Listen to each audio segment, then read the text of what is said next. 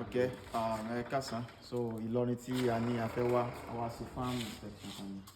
But tó bá jẹ́ pé ìwọ ni wọ́n gbéṣẹ́ kejì fún láti yẹ wo ẹ̀wọ̀, láti wọ́n ní gbéṣẹ́ kejì fún aláburú ní ìṣèyàn dáadáa ẹranko ní ọ̀la. So wọ́n dẹ̀ tún pé ẹlòmíràn ní wọ́n dẹ̀ tún pé ọmọ ìyá ní ìṣèyàn dáadáa. Iṣẹ́ tí wọ́n bá gbé fún yín tẹ́ bá ti mọ̀ pé bá ti ní ṣe dáadáa, ẹ máa sọ fún wọn wípé bóyá kí wọ́n bá yín fowó kún àbẹ́ ẹ̀ mọ́ pa rẹ̀. So do àwọn errors ti pọ̀ ná bí a ta ti rí. Alákọ̀ọ́ ni pé bẹ́ẹ̀ ṣe install page yìí. Fún kí yóò gbé weather wá pé ó yá ìjọba kan bá wà install ẹ̀ lè install báyìí. Irú cage tó wà nísàlẹ̀ yìí, adìẹ tó wà lókè yìí, ìgbẹ́ rẹ̀ yóò máa jábọ́ lé adìẹ lé lórí. So ti ìgbẹ́ adìẹ tó wà nílé wọ́n máa jábọ́ lé adìẹ lé lórí. So you can install cage báyìí. Ṣẹ́tẹ̀ bá ti máa pàdé náà wò. No, stress ńlá burúkú lẹ fẹ́ máa fún wọn. Stress ńlá burúkú. Ẹ wo ilé báyìí sí. Kálẹ̀ fẹ́ yọ adìẹ, ẹ fẹ́ mú adìẹ bọ́ta mi. Báwo lẹ ṣe fẹ́ yọ adìẹ bọ́ta mi bí? So wọ́n ṣẹ̀ máa gba owó, wọ́n ṣẹ̀ máa mú owó mi láti fi pé ẹlòmíì. Àìṣẹ̀ máa mú owó mi láti fi gbé ẹlòmíì wá síbí báyìí láti wá fi tún kejì. Kò sí bá adìẹ lè ṣe fẹ́ bọ́ta mi. Bó lẹ ṣe fẹ́ adìẹ sínú ẹ̀? Ìwọ náà wò. Ìlélẹ̀. Bó la ṣe fẹ́ yọ? So iṣẹ́ tá a bá ti mọ̀ pé àbá ti ní ṣe dáadáa tá a bá ti ní ìmọ̀ nípa rẹ̀ ẹ jẹ́ ká mọ̀ sọ torí pé tá a bá ti lè ṣèjàmbá fẹ́ ní ẹ wà lẹ́rìíṣẹ́ gbà ẹlẹ́rìíṣẹ́ sí o ti gba ilé o ti gbé ilé ìmọ̀ ni wọ́n ti sọ ọkọ̀ rẹ̀ ṣé ẹ̀ dáadáa pé kó ló ti wá. You have a lot of errors wọ́n kọ́ta ṣe kéjì náà lè rìṣọ́ lórí cover kéjì ilé cover omi drinker omi tó wá láti ilẹ̀ yẹn kò sí bómi ti fẹ́ jáde nínú.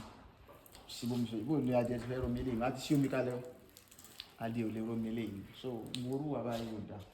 Then another error ẹ̀wọ̀ ẹ̀ṣẹ̀ rẹ̀ ilé tádìẹ bá ti lè wà nínú bí ó máa padà kán.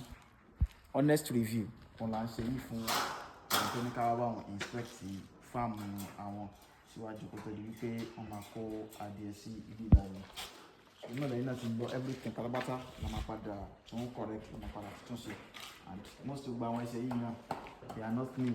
Àwọn ẹsẹ̀ yìí ò kí ń ṣe tuntun o.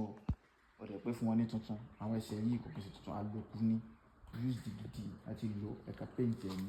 Wọ́n á paint ẹ̀ ní galvanized. Ẹ ṣáà mú gbogbo rẹ̀ mọ́ra wọn. Green ash colour.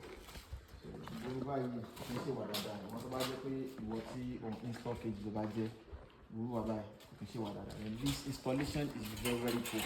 It is very poor. Ẹ̀wọ̀n eléyìí lè fi gbélé dúró. So it is very poor. Gbogbo ẹ̀kọ́ pátápátá la máa ẹ̀sẹ̀ tún já láìsí wà bá wọn gbé àwọn ẹlòmíì tán jẹ́ professional wà láti pé kó wọn bá wọn tún install. Àwọn ẹsẹ̀ tí ò dá bẹ́ẹ̀ náà a máa condemn ẹ̀. That's that. Nǹkan tí a fẹ́ jẹ́ kí ìyàwó tó bá jẹ́ wípé you also have a farm. Wọ́n á wò wípé you need people, professional and trustworthy people. Akọ́ṣẹ́mọṣẹ́ láti wípé ó fẹ́ jẹ́ kí a wá bẹ́ẹ̀ inspect the farm ẹ̀. Báwo ni farm ẹ ṣe ń lọ even nǹkan jẹ́ pé bí o ti ládìẹ wọ́n ti ń yé àbí broiler náà dẹ̀ ni we now want us to come to your farm. It is paid. Send me a DM on WhatsApp. We are going to come with my team. So a máa wá láti wá fún ẹ ní honest review síwájú kó tó di pé o kádẹ síbẹ̀ di pé wàá kádẹ síbẹ̀ tán àdúrà máa kú issue máa ṣẹlẹ̀. These are the reasons why we are available for you. Just send me a DM on my WhatsApp number. Tell me that you want us to visit your farm. Ẹni tó ní farm yìí ẹni yóò sí ní Ìlọrin. The person is living in Lagos and they have another business tí wọ́n ń ṣe entirely. Wọ́n kàn wá sí farm yìí kalẹ̀ fún àbúrò wọn àtàwọn family láti ẹ̀kọ́ lè máa mójútó ni. Thank you. This is Ibeehem farm.